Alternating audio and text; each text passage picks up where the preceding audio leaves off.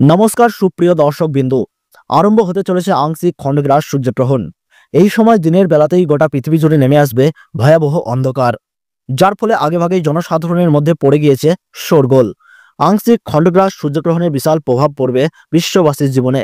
বিগত প্রায় 150 বছরের মধ্যে সবথেকে বড় ও বিরল মহাজাগতিক সূর্যগ্রহণ শুরু হচ্ছে। এই গ্রহণটি খুবই গুরুত্বপূর্ণ, কারণ এর স্থায়িত্বকাল মোট 4 ঘন্টা 24 মিনিট পর্যন্ত চলতে থাকবে। মাঝে মধ্যে বিশ্ববাসী নানান ঘটনার সাক্ষী থেকে যায়, যার মধ্যে এই গ্রহণটি অনেক বেশি প্রভাবশালী। তো বন্ধুরা, বাংলাদেশ ও ভারতবর্ষের কোন কোন জায়গা থেকে এই সূর্যগ্রহণটি দেখা যাবে, তার এই পাশাপাশি এই গ্রহণটি ভারত এবং বাংলাদেশের সময়ে কখন শুরু হবে ও কখন শেষ হবে, গ্রহণের মধ্য সময় কখন থাকছে, কতক্ষণ পর্যন্ত গ্রহণের প্রভাব দেখা যাবে, সূতককাল কখন থেকে শুরু হচ্ছে, এই সময় কি কি নিয়ম কানুন আপনারা পালন করবেন, বিশেষ করে গর্ভবতী মহিলারা এই সময় কি কি করবেন আর কি কি করবেন না, এই সমস্ত বিষয়বস্তুকে কেন্দ্র করে বড় বড় জ্যোতিষবিদরা কি কি তথ্য জানিয়ে দিয়েছেন। তো তাই কিন্তু আমি আপনাদেরকে জানিয়ে দেবো এই ভিডিওটির মাধ্যমে। তাই বিস্তারিতভাবে জানতে হলে ভিডিওটি শেষ পর্যন্ত মনোযোগ সহকারে দেখবেন। আর আপনি কোন জেলার গ্রহণ সম্পর্কে জানতে চান, সেই জেলার নামটি আমাদের ভিডিওর কমেন্ট বক্সে লিখে জানিয়ে দেবেন। আর ভিডিওটি ভালো লাগলে একটু লাইক করবেন এবং আমাদের ইউটিউব চ্যানেলটিকে সাবস্ক্রাইব করে পাশে থাকা বেল আইকনটিকে প্রেস করে রাখবেন, যাতে পরবর্তী ভিডিওর আপডেট আপনার কাছে সবার প্রথমেই পৌঁছে যায়। তো চলুন এক নজরেই দেখে নেওয়া যাক।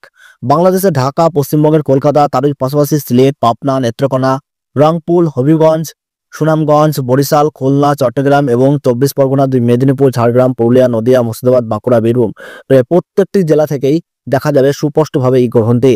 এখন আমরা দেখে নেব গ্রহণটি কখন শুরু হবে এবং কখন শেষ হবে। বাংলা তারিখ অনুযায়ী 4 আশ্বিন অর্থাৎ 1431 বঙ্গাব্দ এবং ইংরেজি তারিখ অনুযায়ী 21 সেপ্টেম্বর অর্থাৎ রবিবার দিন এই গ্রহণ আরম্ভ হচ্ছে রাত্রি 10:59 এবং গ্রহণটি সমাপ্ত হচ্ছে রাত্রি 3:23। গ্রহণ চলাকালীন সময়ে আপনারা কারোর সাথে ঝগড়া বা বিবাদে জড়াবেন না, পরনিন্দা করবেন না, কোনো কিছু কাটাকাটি করবেন না। তার পাশাপাশি গ্রহণ শেষ হলে অবশ্যই স্নান করবেন এবং স্নান করার পর পশু পাখিদের খাবার দিয়ে তাদের সেবা করবেন। পারলে গরিব মানুষদের বস্ত্র দান করে সাহায্য করবেন, এতে আপনার উপর গ্রহণের অশুভ প্রভাব কেটে গিয়ে শুভ প্রভাব পড়তে পারে। সুপ্রিয় দর্শক, এই ছিল গ্রহণ সম্পর্কিত আজকের সর্বশেষ আপডেট।